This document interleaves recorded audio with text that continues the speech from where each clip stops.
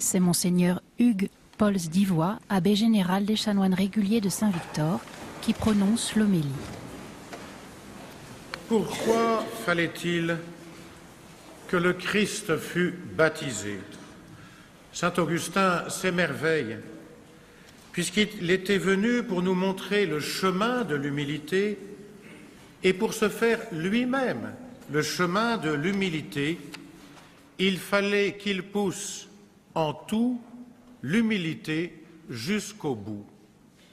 Chers frères et sœurs, à la jonction du temps liturgique de la Nativité et du temps dit ordinaire, le baptême du Seigneur nous replonge dans la source vive du Christ.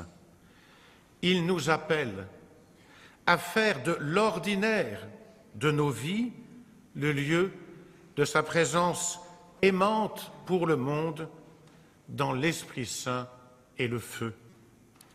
Alors que Jean s'efface devant le Messie, à qui il conduit ceux qui le suivaient, quelque chose d'imprévu se produit.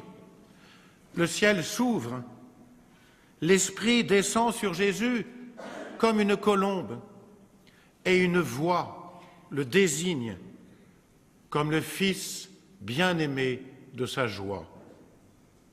Augustin contemple le mystère, source de notre foi, cette sainte et véritable Trinité qui est pour nous un seul Dieu, se révèle de la façon la plus manifeste, le Père dans la voix, le Fils dans l'homme, l'Esprit dans la colombe. Par le bain du baptême, Dieu nous a fait renaître et nous a renouvelés dans l'Esprit Saint. L'irruption de Dieu, frères et sœurs, dans notre existence en transcende les limites. Enfanté de nouveau, l'amour du Père repose sur nous. L'Esprit nous consacre dans le Christ comme instrument vivant de sa mission de prêtre, de prophète et de roi. Jésus, le vrai pasteur, nous rassemble, nous porte sur son cœur, nous nourrit, nous conduit pour faire de nous ses membres, revêtant sa tunique de service et d'offrande. Y croyons-nous vraiment? Il vit en nous et agit par nous.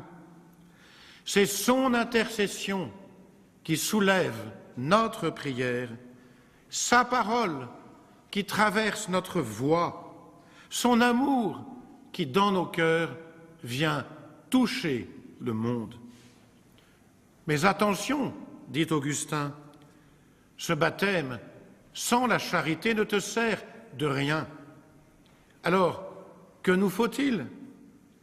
L'humilité de la colombe et le feu de la charité. La simplicité d'un cœur droit, sans duplicité ni calcul, pour renoncer aux convoitises de ce monde et vivre dans le temps présent de manière raisonnable, avec justice et piété. Et dans cette humilité, la ferveur de l'amour du Christ qui embrase nos cœurs pour faire de nous son peuple, un peuple ardent à faire le bien. Ne le voyons-nous pas? Notre monde désenchanté a besoin du Christ et le Christ nous y envoie. Mais notre mission de médiateur de sa miséricorde n'est féconde qu'à la double mesure de l'humilité et de l'amour.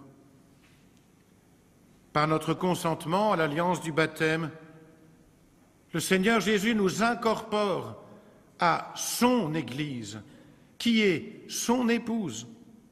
Dans quel but? Pour faire de notre vie, avec lui, une offrande féconde.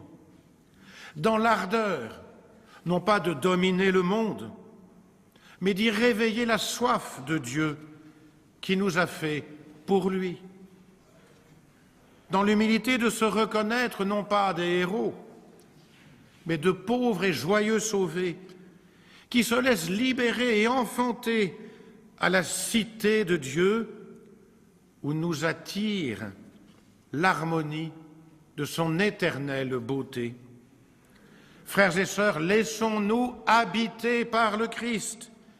Il vient mettre sa vie dans notre vie.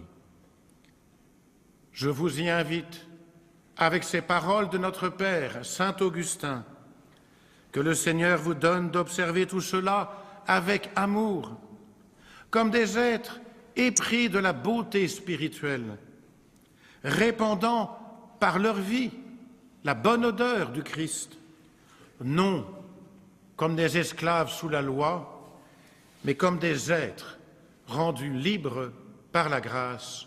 Amen.